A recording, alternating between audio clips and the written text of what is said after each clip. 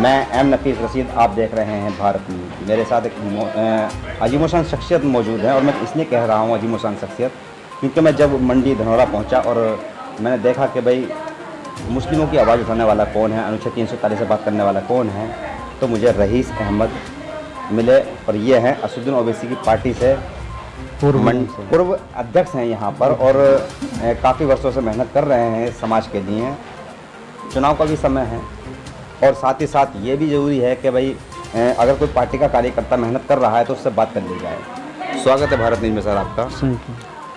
Rice साहब, मैं थोड़ा सा जानना चाहता हूँ आपसे कि कितने वर्ष हो गए पार्टी में आपको काम करते हुए? मेरे को तकरीबन 4 साल हो गए कम से कम। अच्छा, 3 से 3.5 से 4 साल हो गए। हाँ हाँ हाँ जी।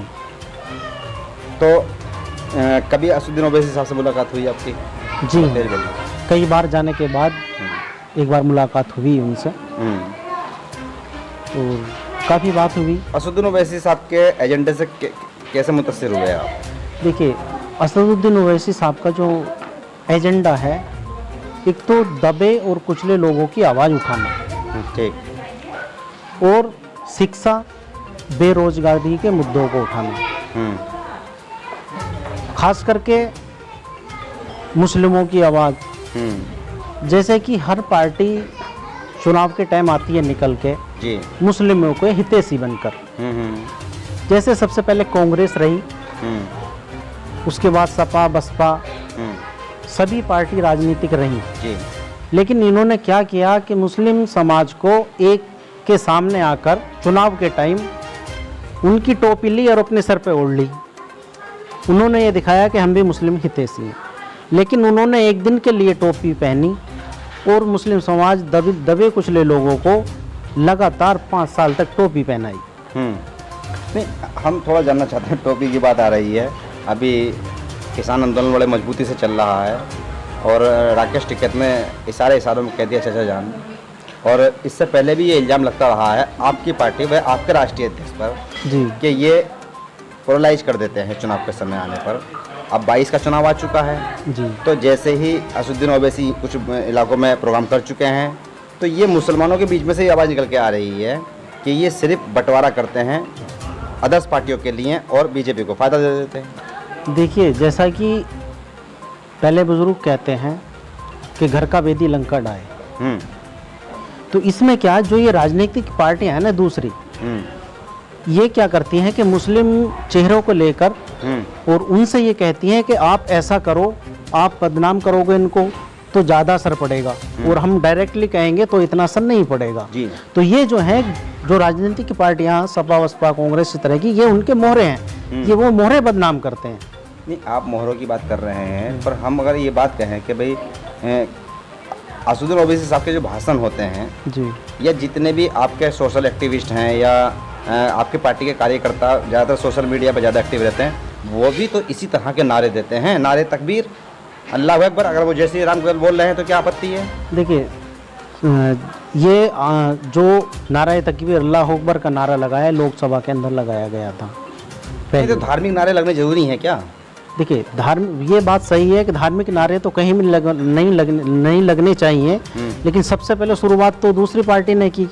तो उसका मतलब पलट में भी वही, कोई ईंट मारता तो पत्थर मारना पड़ेगा? देखिए, ईंट का जवाब पत्थर से यूँ देना पड़ रहा है क्योंकि अभी तक हम लोगों ने क्या कहा कि जुल्म सहा और जुल्म सहते चले आए, लेकिन जुल्म सहना भी एक गुनाह है।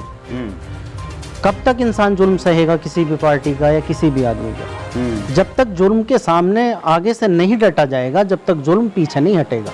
अच्छा, चलिए, मेरा एक सवाल और आपसे ये है कि अनुच्छेद 341 को आप अच्छी तरह जानते होंगे, आप सैफी समाज से भी आते हैं और नौजवानों से मिलते होंगे। अनुच्छेद 341 को लेकर कितनी जागृति है सैफी समाज में? देखिए, इसमें सैफी समाज की क्या बात करूँ मैं, कई कास्टें आती हैं जो पिछड़ी कई जातियाँ आती हैं।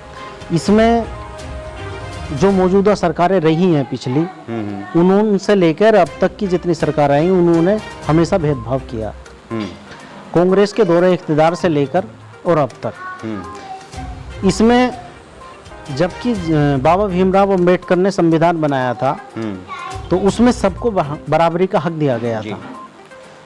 लेकिन कांग्रेस के दौरे की तरफ जैसे कांग्रेस का राज चलता रहा तो इन्होंने धीरे धीरे करके जो मुस्लिम आरक्षण था वो काटते चले गए और पार्टियों को देते चले गए। आज के टाइम में मैं समझता हूँ कि तकरीबन 1.5% मुस्लिम समाज पर आरक्षण बचा है, जबकि ये हमारा हुकूकी हक है, हमारा आरक्षण। पढ़ाई में आरक्षण है, शिक्षा में, हमारी कई चीज़ों में आरक्षण, नौकरियों में हमें आरक्षण मिलना चाहिए था। ये हमारा आरक्षण क्यों जा रहा है हमसे? ये तो आप इल्ज़ाम लगा रहे हैं कि जा क्यों रहा है। बात ये आ रही है, मेरा जो सवाल है रईस साहब, वो सीधा सीधा सवाल ये है कि सैफी समाज, जी आपने और भी समाजों का नाम ले लिया, मैं भी जानता हूँ चीज़ को कि भाई काफ़ी समाज इसके अंदर आते हैं, मुस्लिमों के अंदर। क्या सैफी समाज इस पर कभी बैठ के बात करता है कि भाई अनुच्छेद 341 से मजहबी पाबंदी हटनी चाहिए? आपकी पार्टी का ये एजेंडा है, पर एजेंडे को आम जनमानस में कैसे पहुँचाया जाए, कभी इस पर बात होती है? जी, इस पे भी बात हुई है और आगे भी बात होगी। अच्छा जी, चलिए, तो फिर भी थोड़ा सा और आप बात कर लेते हैं आपसे कि आप भी यूथ हैं जी। ये कैसे होता, कैसे मान लिया जाए कि भाई यूथ दोनों साइडों का सिर्फ धार्मिक लड़ाई लड़ता रहे और मुद्दों की लड़ाई ना लड़े? ये इल्ज़ाम आपकी पार्टी पर ज़्यादा लगता है। देखिए, धार्मिक इल्ज़ाम हम पे क्यों लगता है, आपका सवाल यही है ना? बिल्कुल, सवाल यही है। जब पार्टी है तो सार्वजनिक होनी चाहिए और सभी के हित की बात होनी चाहिए। देखिए, हमारी पार्टी पे ये जो इल्ज़ाम लगता है ये गलत लगता है। हमारी पार्टी के अंदर अगर आप बात करें तो सभी पार्टी के नेता भी हैं और कार्यकर्ता भी हैं।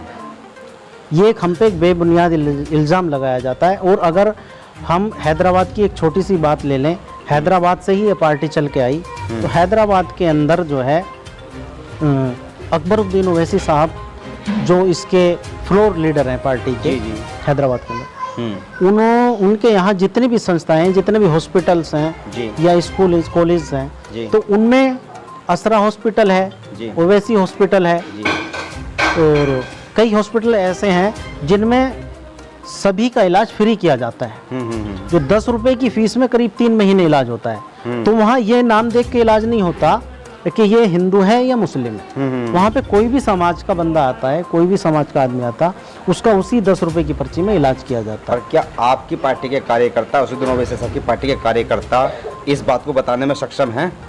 देखिए, बताने की कोशिश करते हैं और अच्छा। बताते भी हैं। लेकिन क्या है कि मीडिया जो बड़ी मीडिया है तो वो इस चीज़ों को नहीं दिखाती। अच्छा, हाँ। तो अपनी मीडिया की क्यों नहीं बना लेते? अपनी मीडिया बनाना इतना आसान नहीं। क्यों? लेकिन सोशल तो मीडिया के जरिए ये आसानी से कह दिया कि भाई जो मीडिया है, मीडिया पे दोष दे दिया कि भाई हम ही बताएंगे आपके बारे में क्या? देखिए,